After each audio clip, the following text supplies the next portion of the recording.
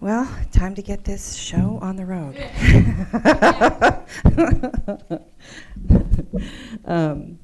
Good day, and welcome to today's worship service. We are grateful that you are all here with us today.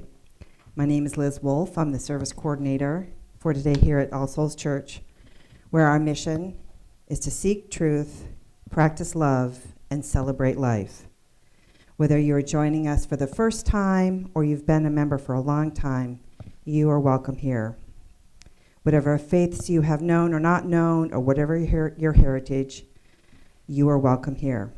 Whatever questions you hold, whatever truths you seek, whatever sorrows you have known, whatever joy has filled your heart, whoever you are and whomever you love, you are welcome here. We are a space that celebrates the dignity and worth of every person. So I'd like to take a moment for all of us to welcome each other. We haven't done this in a while, so get up and greet your neighbors and say hello to each other. And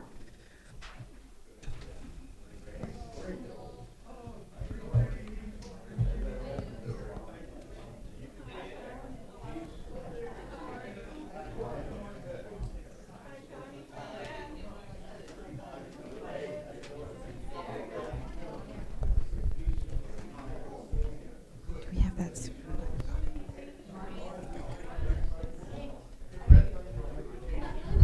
Welcome, Rocky. Yeah. Rocket.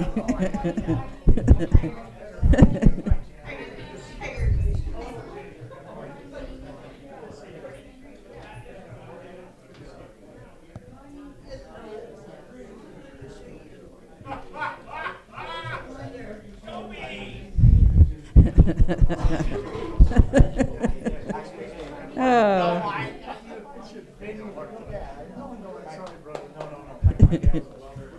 Oh, that makes my heart feel good.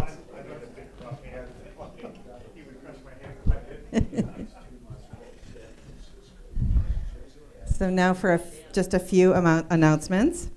The minutes, the notes from the special board meeting we had last Thursday regarding the house, we've made copies and they're at the console in the vestibule.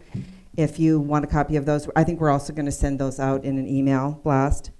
And then also Thursdays, we've started a group. We don't have a name yet, so we're waiting for that inspiration to come to one of us. And what we're discussing is the 7 values and the 6 principles that are on the back of the service. And so we're doing that at 6:30 every Thursday, and everyone's welcome. So we're just talking about all our values and what they mean to us and why we're here. Does anyone else have any other announcements? All right. The prelude.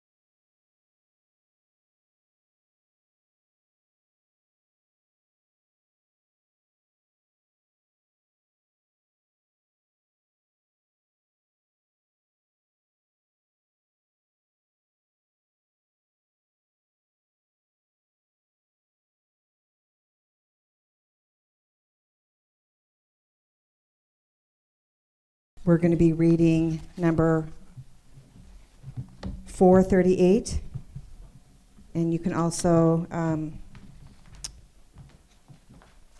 you can read with me in the italicized words. It's called Morning. From the east comes the sun, bringing a new and unspoiled day. It has already circled the earth and looked upon distant lands and far-away peoples. It has passed over mountain ranges and the waters of the seven seas. It has shone upon laborers in the fields, into the windows of homes and shops and factories. It has beheld proud cities with gleaming towers, and also the hovels of the poor. It has been witness to both good and evil, the works of honest men and women, and the conspiracy of knaves. It has seen marching armies, bomb-blasted villages, and the destruction that wasteth at noonday. Now sullied from its tireless journey, it comes to us, messenger of the morning, harbinger of a new day. Thank you. Our first song is number 361, Enter, Rejoice, and Come In.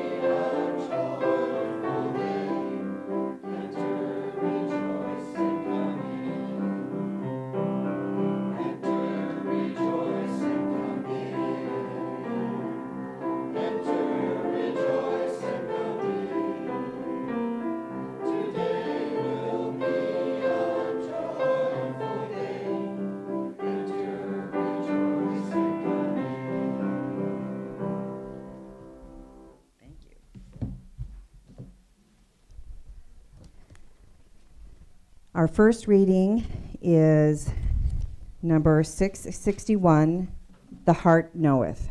And again, in the italicized words, please join. We have a great deal more kindness than it is ever spoken. The whole human family is bathed with an element of love like a fine ether. How many persons we meet in houses whom we scarcely speak to, whom yet we honor, and who honor us. How many we see in the street. We rejoice to be with. Read the language of those wandering eye beams. The heart knoweth. Ralph Waldo Emerson. All right, so story for all ages. Don't know if we have any children, but I know we all enjoy. The child in all of us enjoys it. So this is called Shelter.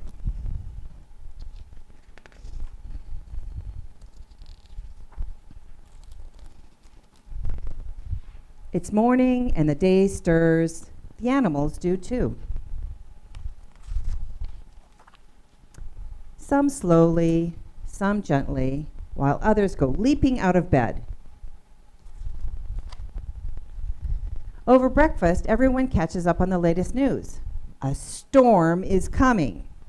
There's no time for panic. Together, the animals will all set to work gathering wood, squirreling away food, and quieting their fears. They must be prepared. At last, everything is ready, and everyone braces for the storm. The wind begins to pick up. But all is well. The animals are safe and sound in their homes. What if others are still outside? Little Fox asks. In the distance, two figures emerge from the fog, the wind howling around them.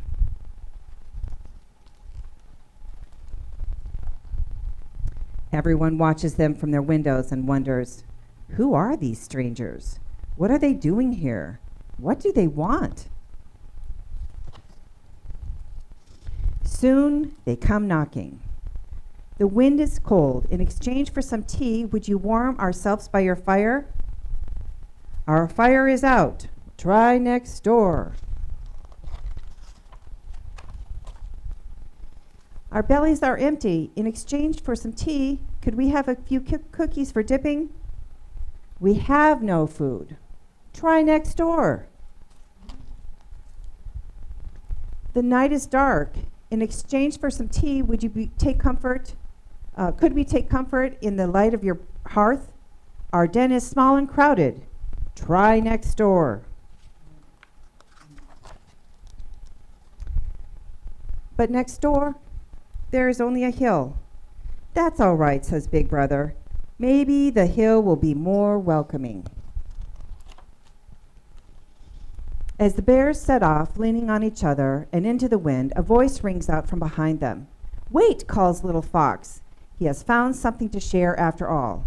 You can't eat it, and it's not warm or nearly as bright as a fire, but it's still generous, Big Brother says kindly. Thank you. He has a lantern. On the hill, the night grows colder, so cold that the wind turns white. Big Brother holds out his hand. Little Brother sticks out his tongue.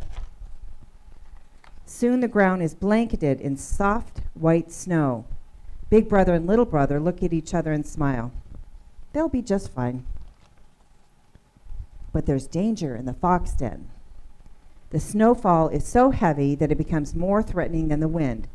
The roof folds and twists, ready to give way. Quickly, everyone out, shouts Father Fox.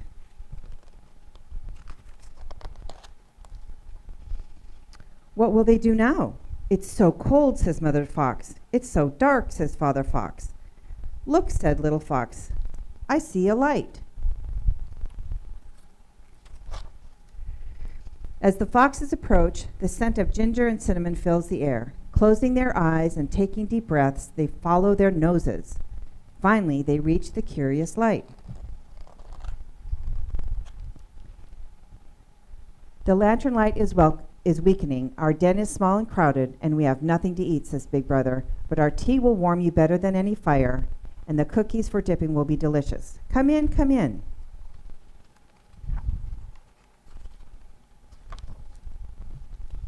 And that is how two strangers came to share their humble shelter on a stormy winter's night when the moon could not be seen. And we can still sing the children out if you want to do that.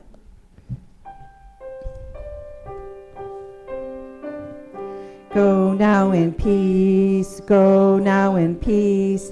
May the spirit of love surround you everywhere, everywhere you may go. So in this congregation, we have found it helpful to share the ups and downs of our lives by the practice of taking a stone from a bowl, holding it in our hand, warming it, and expressing our joys and concerns, and putting it in the bowl and letting the ripples of the water take it out into the greater world. So I have I have a joy this morning. My daughter completed a mud run and sent me very cute pictures. And they even got in 2 Chinese fire drills with their cars. So always out for a good time, that one. So there we go. Alan, do you have, anyone, sorry, joys or concerns, anyone could come up and please share.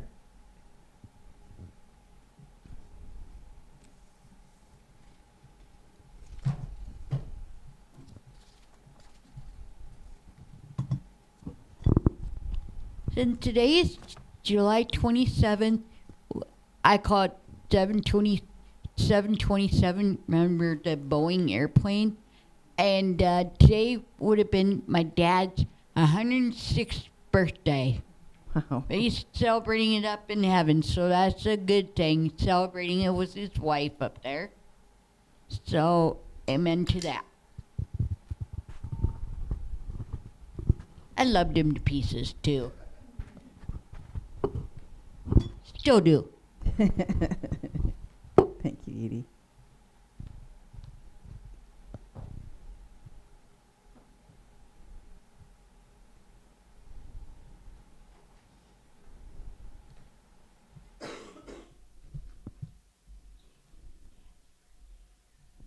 Got it. Well, today is a day of joy for me. Is this on? It's on. I was born 89 years ago. Oh.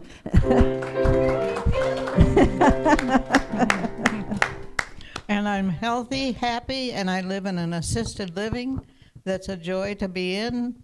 And new people are coming all the time to get acquainted with, so my depository of friends keeps building up. That's nice. And so I thank my kids for making me feel at home at their house and in their orchard and with their dogs. So I have 2 homes here in town, one at the Edgewood Assisted Living and one at the Coonsey Assisted Living. Bye-bye. Let's sing her happy birthday. Happy birthday to you. Happy birthday to you. Happy birthday, dear Anne. Happy birthday to you.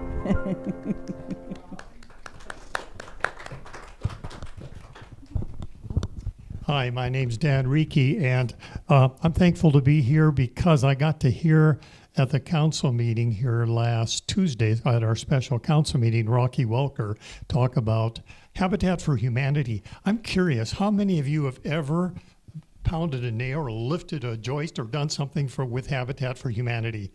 Lots of hands. Yeah, and I'm one of them. And I remember that event and the guys and the people we worked with. It was really a great feeling. And the story today about shelter, allowing people to come and have a shelter of their own as a family or a couple or an individual. It's a beautiful program, and I was really thankful to be there. So a big stone for Rocky and Habitat for Humanity. Quick update. My dear friend John Behringer, you remember his wife had a bone marrow transplant because she was diagnosed with an aggressive form of leukemia. And so she had to go in and get all of her own bone marrow wiped out. And there was a donor in England, a young lady, 22 years old, who donated her marrow. It was hand carried here to Sioux Falls and put in Deborah, who's now 70 years old, which is kind of on that edge of being able to do a bone marrow transplant.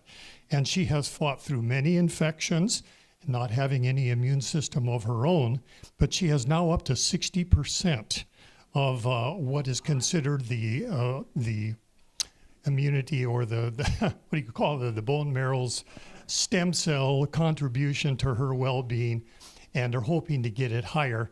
She's still got a ways to go, and it's a tough battle, but appreciate your spirit following us, as she is a member of Spirit, a Spirit of Peace, which is kind of like a sister congregation for us. So power to you, Deb, and a stone of gratitude for your courage and the love you're getting in a variety of ways. So Power to you.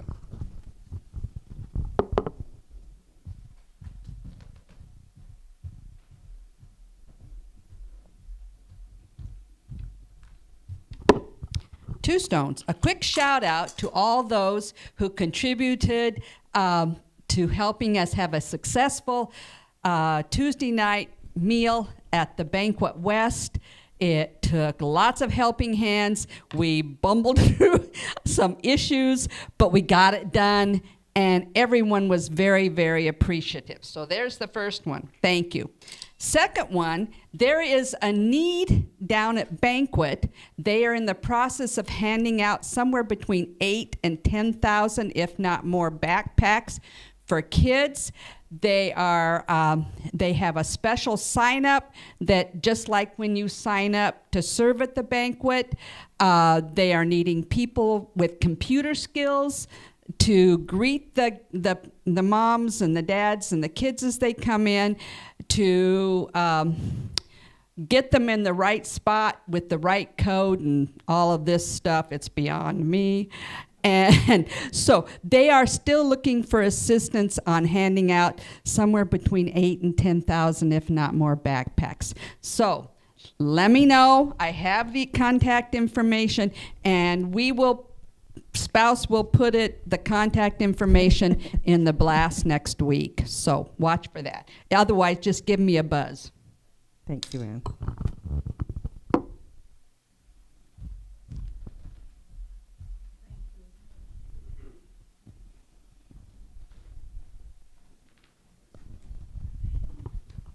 My name is Alan. First, a stone for my stepdaughter Brenna, who's having some personal struggles and includes a legal issue now. We'd like your thoughts for Brenna. And then a stone of appreciation for Cheryl Cook, who's our pianist today.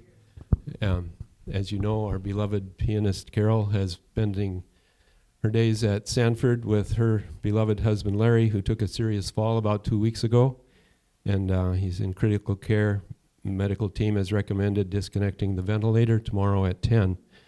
And so they're unsure if he'll be able to breathe on his own, although he did a couple days ago. So Carol is here asking that we all spend a couple of minutes to lift up Larry.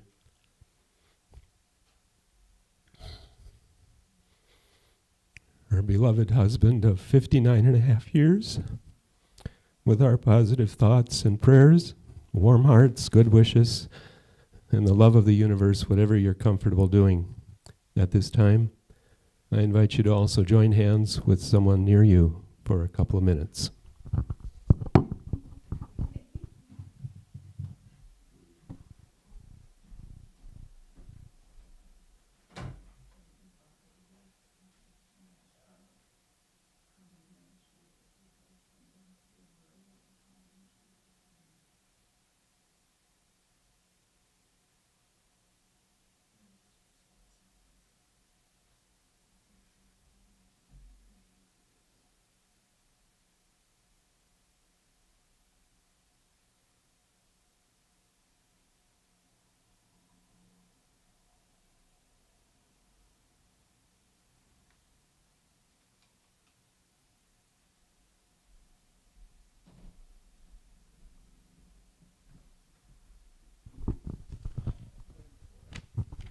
We join together with humble hearts, hurting hearts, longing hearts, trusting in the warmth of the universe, trusting that life will prevail, trusting that love is stronger than death.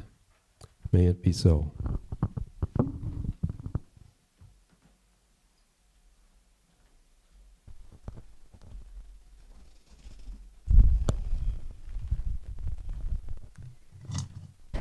Put in the final stone for all of the statements that were made today about joys and concerns, and all of those that are unsaid, and give us another time to think about all of those things.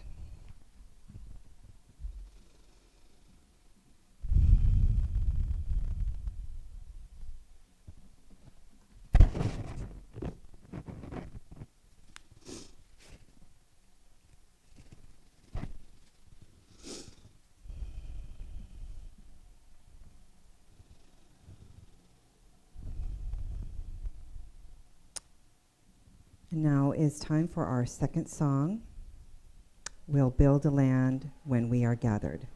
Again, if you could please rise.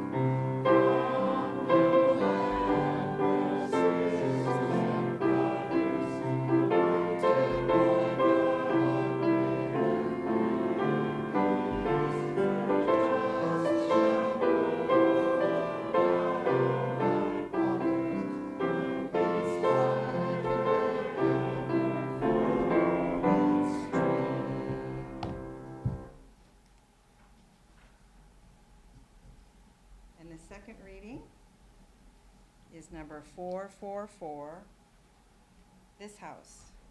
And again, there's italicized words, so if you could join us with that. This house. Let me turn this on. There we go. This house is for the ingathering of nature and human nature. It is a house of friendships, a haven in trouble, an open room for the encouragement of our struggle. It is a house of freedom, guarding the dignity and worth of every person. It offers a platform for the free voice, for declaring both in times of security and danger the full and undivided conflict of opinion. It is a house of truth-seeking, where scientists can encourage devotion to their quest, where mystics can abide in a community of searchers. It is a house of art, adorning its celebrations with melodies and handiworks. It is a house of prophecy, outrunning times past and times present in visions of growth and progress. This house is a cradle for our dreams, the workshop of our common endeavor. And that's by Kenneth L. Patton.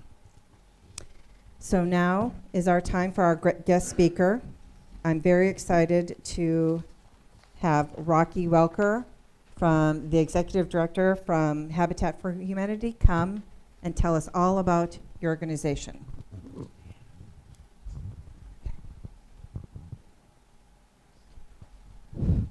That's on. Thank you. Thank you. Okay, so I have to start this off by just letting all of you know that I am far from a professional speaker, and I also get really excited when I talk about my job, and so sometimes I speak really fast, so I'm going to try to do a good job and slow it down, because we might have 18 minutes wrapped up in 4 minutes if I just go. Also, I want to start off also thanking all of you for allowing me to come and just spend Sunday with you at your service.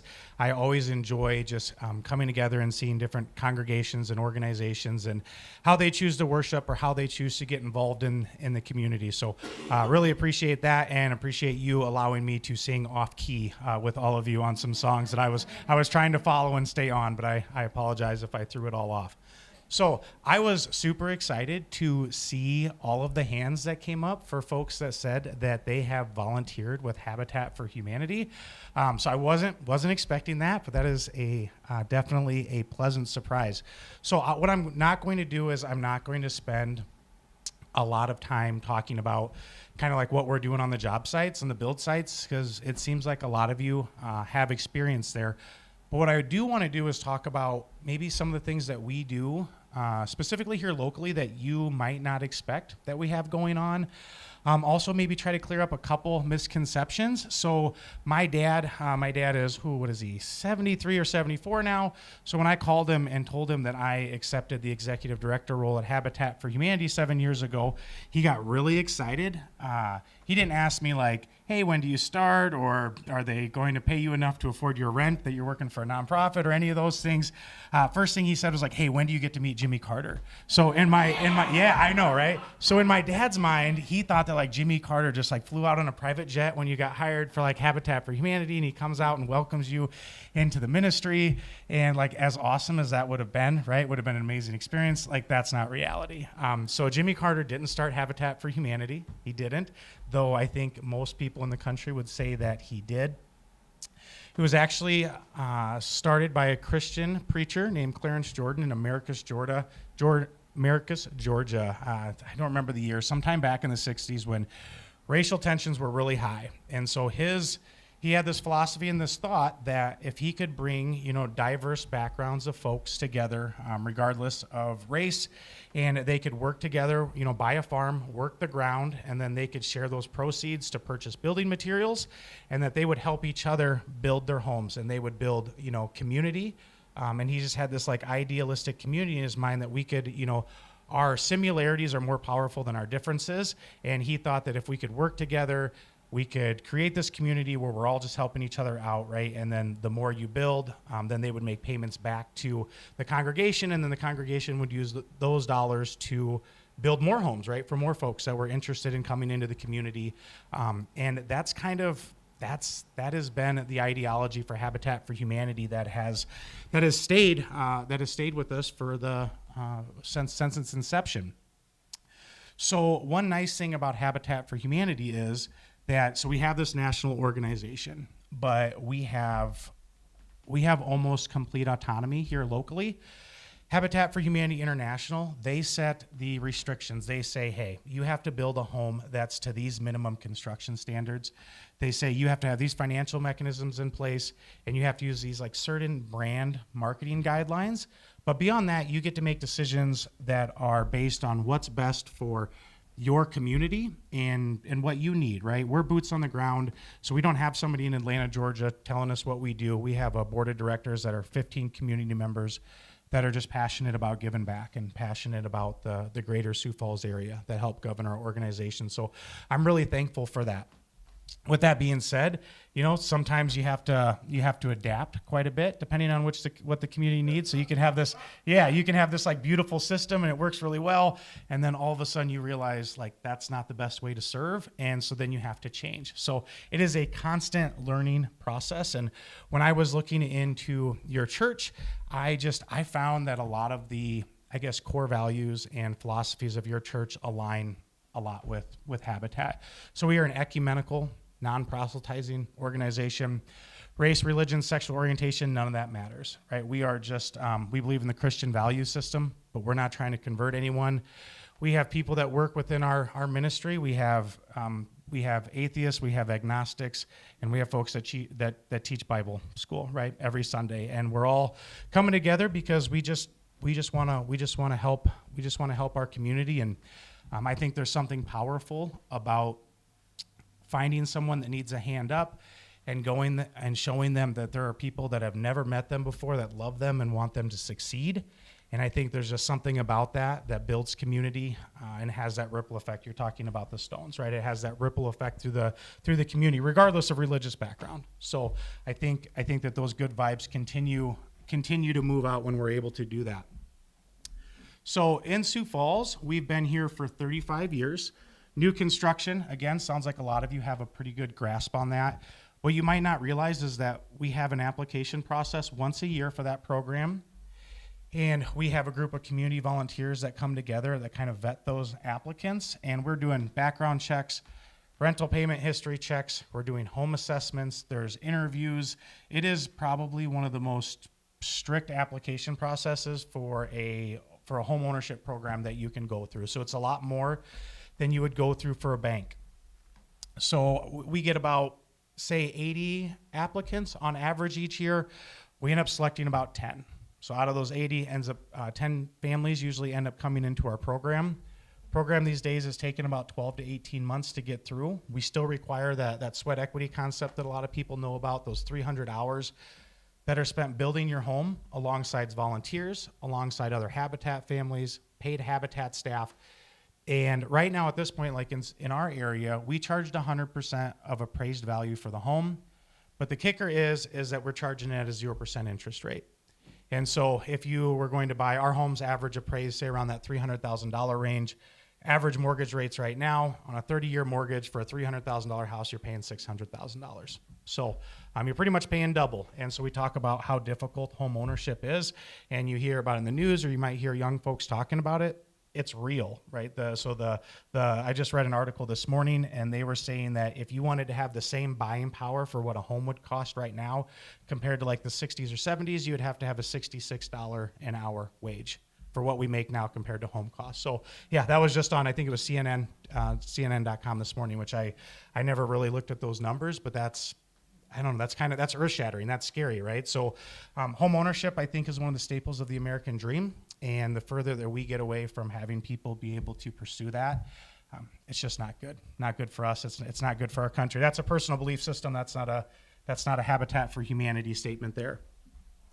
So one of the other things that we do that you might not realize is that no big secret that in Sioux Falls, if you do own a home and you've seen your property taxes increase in the last 10 years, is when you purchase a home, the values have increased just exponentially over the last 10, 15 years. And so what we put in place was to protect the investment of our volunteers that are helping build, but then also protecting the investment of all of the donors and supporters that we have, is we put in a thing called a shared equity policy. So if we were to sell somebody a home at 0% interest and it was to increase in value, they can't turn around and sell it for a year or two for profit. So for the first 5 years that a family's in that home, if they do decide to sell, we get the first right to buy it back. So that's in all of our mortgages. So the home just doesn't go back to the open market and some capitalist or some slumlord, for lack of a better term, is going to go in and buy it.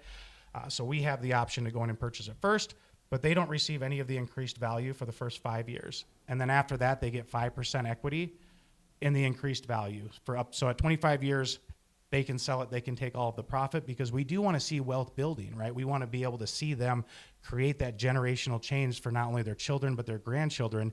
And home ownership and property is, I mean, the number one asset building thing that we have here in America. So just something that maybe you weren't aware of.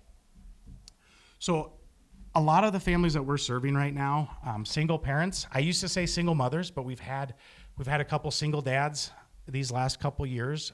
A lot of, most of them have children, right? 3 to 5 kids. But there's one specific gal I want to talk about today. Her name was Vicky, and I ended up, one of the volunteers wasn't able to go do the home assessment. We always send 2 people, and they couldn't make it last second. He works for the police department, and they had a very serious situation go on. So I was like, yep, I'll jump in, I'll go with you. And after spending 30 minutes with this gal, I walked out and I looked at the other volunteer and I said, I all of a sudden just feel like I need to go be a better human being and do more. She was just the most genuinely nice, caring person I had met that week. Just, you ever meet someone and you talk to them for a few minutes and you just walk away like feeling better about yourself and they didn't say anything? It's just that genuine energy. And come to find out, when she was younger, she had a husband, she had a home, and he passed away from cancer. Unexpectedly, I guess it was pretty quick and pretty terrible. She ended up homeless. She was working, she was living at the Bishop Dudley House, ended up there, and she ended up getting stabilized. She got a job. She first got her apartment, and then she clawed her way out of debt, and now she's going to go purchase her first home by herself. And so it just shows, I think, that if you really want to do better, in our community, like, there are services out there, there are people out there that will set you up for success. And if you work hard and you follow the system, you can go from homelessness to being a homeowner, right? But you have to really want it. And she every time I talk to her, I just walk away with a smile. So another program that we have that maybe not a lot of folks know about is that we've really pushed hard in our home repair program. So during the pandemic, I don't know if any of you, or maybe since the pandemic started, I don't know if any of you, if you do own a home, if you try to ever get any work done at all, but getting a subcontractor was really tough. And if you could afford it, it was still going to cost you double of what it was going to cost beforehand. So that was one of those times where we said, hey, like, that's something we can probably help with. So if you're an electrician and you show up to work on Monday morning and you have 2 voicemails from the weekend, the first voicemail is from a gal who lives in the Whittier neighborhood who says she can't use her kitchen because all the electrical outlets are blown out, which means she has no microwave. Say she has an electric stovetop and no lights, so she can't use her kitchen. The other voicemail is from a new contractor that says, hey, we're putting in 6 $600,000 twin homes across the cul-de-sac. We need all new electrical ran. You know who you're going to call back. You're running a business. You're going to call the new developer putting in the $600,000 homes around a cul-de-sac. So some of those folks in some of those like core neighborhoods, and I consider core neighborhoods inside the 29-229 corridor, before the urban sprawl really took place, they were struggling to get contractors to even come out. So even if the homeowners could afford the repairs, they couldn't get people to come out and do the work. So we talked about it and we're like, hey, like, we can do that. At Habitat for Humanity, we already have the skill set and the expertise in our organization. And so now we serve about 50 to 100 households per year, most of them in those core Sioux Falls neighborhoods. And we actually charge a portion of just the physical good cost. So we don't charge anything for labor, and it's all on a sliding scale depending on their income. So it could be, down to 25% of the raw material cost. But some of the things that we found was, like, this one person was in a rehabilitation facility and they couldn't, so they want to go home. They have a home. They don't live with anyone. And the doctor won't sign off on it because they don't have grab bars to get through their home, right? So sending them to their home was dangerous. But then in addition, our tax dollars are funding, right? A lot of those are subsidized programs. So our tax dollars are funding those programs to keep this person in a place that they don't want to be. And the only thing stopping them from going back to their home was like $400 worth grab bars that took our person 40 minutes to put in their house. So it's these simple concepts that, like, it might not be big dollars, but like, where can we really go have an impact? And so that's what we're focusing on. So people say, hey, what do you do for Habitat for Humanity? I say, depends on the year or the month you talk to me, right? We don't necessarily know. Another big thing that we saw, and a big gap, was, we're talking about subcontractors. You know, when I was a kid, all of us were told that you needed to go to college. You needed to go to college to be successful, right? They didn't teach us that, hey, maybe you should get a degree that like has some meaning or some value, or maybe the trades were a good program. That's not what they pushed. If you want to be successful, you go to college. And somewhere along the line, we got in this mindset that there was something wrong with working with your hands for a living, which my dad would, you know, he thinks we're all soft, but that's what he'd tell me, right? I'm soft, right? I'm soft. I work for a nonprofit. That's okay. He's like 70-some years old and still breaks horses in southern Missouri. So next to him, I'm pretty soft, actually. So I'm okay with that. But somewhere along the line, we got away from that concept that it was okay to work with your hands. And now we don't have any people to do the work, right? We can't build a community, right? One of the readings was talking about rebuilding ruins and cities and things like that. Well, if you don't have people that are willing to pick up their hands and actually do the work, you can't rebuild anything. And so we started partnering with area schools. So Sioux Falls CTE Academy, we're with Harrisburg High School now, Southeast Technical College. We fundraise all the money for the materials, and they all build a home themselves. So the students learn the home building process throughout the school year, and then we purchase lots, we dig basements, and then we'll go move the home from the school and drop it onto the foundation after it's built. So we worked with more than 200 students here locally. So pretty proud of that. It's one of my favorite programs, and it's just something that I truly believe in, and so it's just really easy for me to get up and sit and talk about it. I jumped ahead. We're talking about the home repair program. It's a lot of elderly, it's a lot of disabled, it's a lot of single moms. To give you a specific example, there was a guy named Chuck.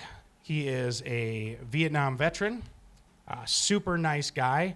He bought a home, worked his whole life. I think he was driving truck mostly, a shag driver for some of the manufacturing places around here. And he got to a point where he got cancer, and he just physically can't do the home repairs. He's a proud guy. He's not a guy that wants to ask for help. His daughter called me and said, hey, my dad needs some help. Would you be willing to talk to him? I'm like, yeah, 100% would love to. He watches his grandkids throughout the week, so for his children. So he's just this good guy that just got to a point where if he could get up and ladder and do it, he would, right? But now he's living on Social Security, right? He's on a fixed income. He can't afford that basic upkeep stuff that he took care of for, 40 years in his house.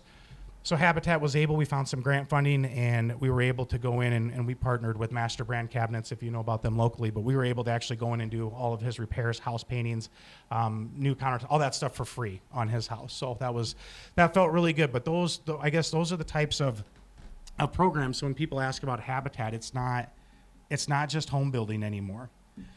I talked about, urban sprawl a little bit. So the city of Sioux Falls, I'm going to tip my hat to them. I know not everyone's always supportive of local politics and policies, and I understand that. And I don't want to get into that at all.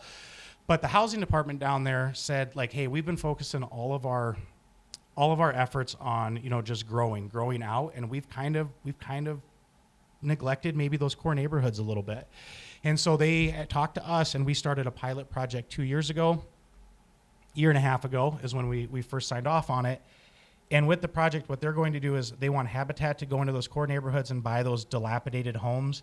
Think like drug houses, or a house where somebody bought it, owned it, and never rented it out. And now you have, people with no legal right to be there that are squatting in the homes. And they want us to go in, buy them, rehab them, and fix them up. So this was the next pivot that we did. We realized, hey, we've been building new homes.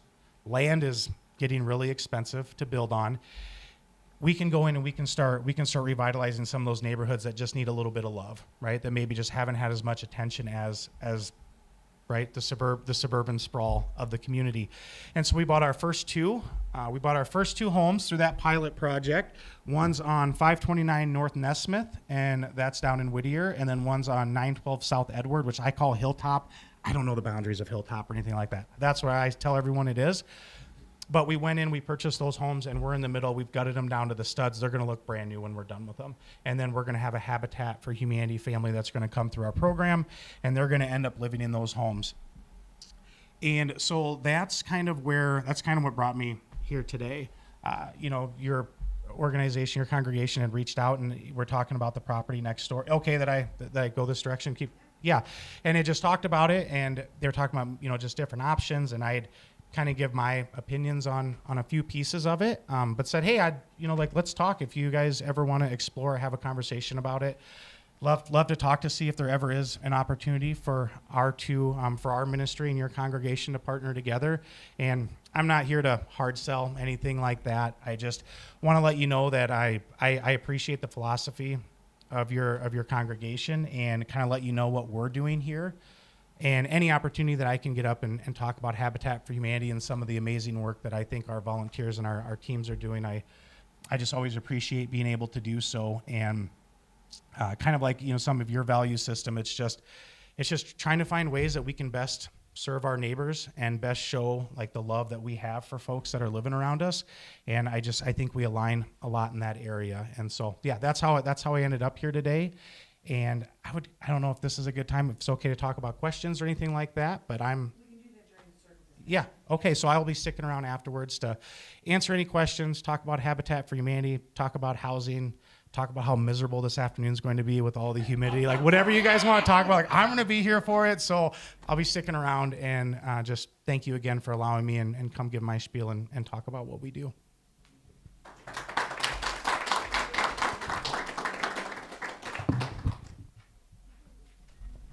Thank you so much. That was really incredible information from you and your organization and what you do for the people in this community.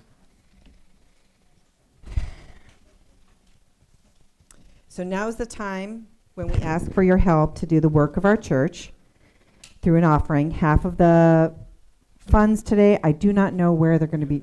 Oh, Habitat. Going to Habitat. There we go. That makes sense. So I'll come around with the plates.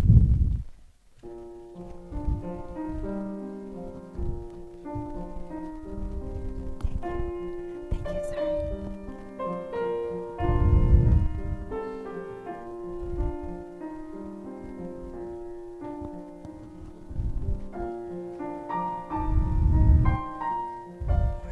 morning.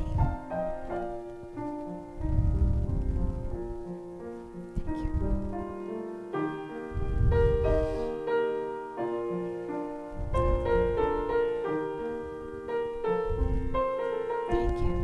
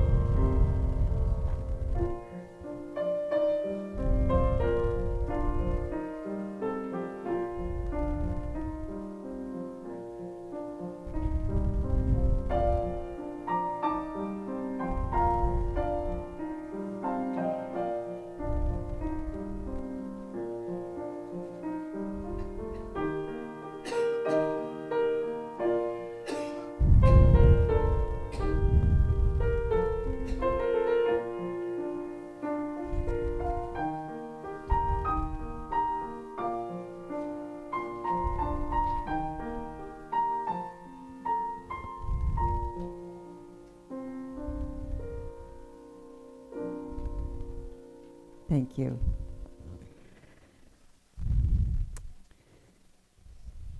So now we are, thank you for all of the offerings, and we'd like to say the words to receive the offering.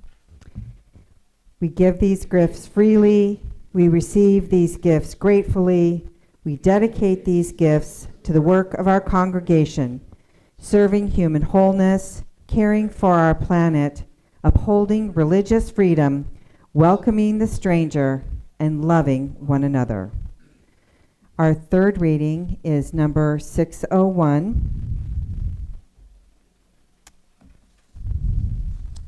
When all the people. When all the people of the world love, then the strong will not overpower the weak. The many will not oppress the few. The wealthy will not mock the poor. The honored will not disdain the humble. The cunning will not deceive the simple. And our third song is number 140, Hail the glorious Golden City. If we could stand, if you're able.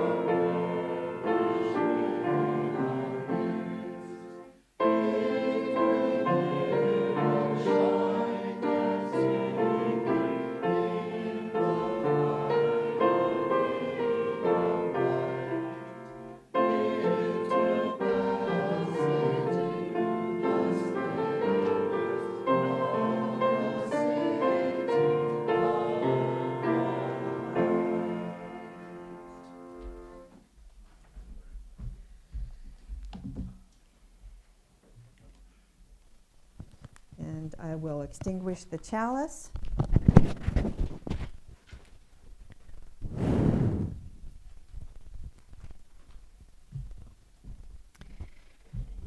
The chalice is extinguished, but the light goes with us out into the world.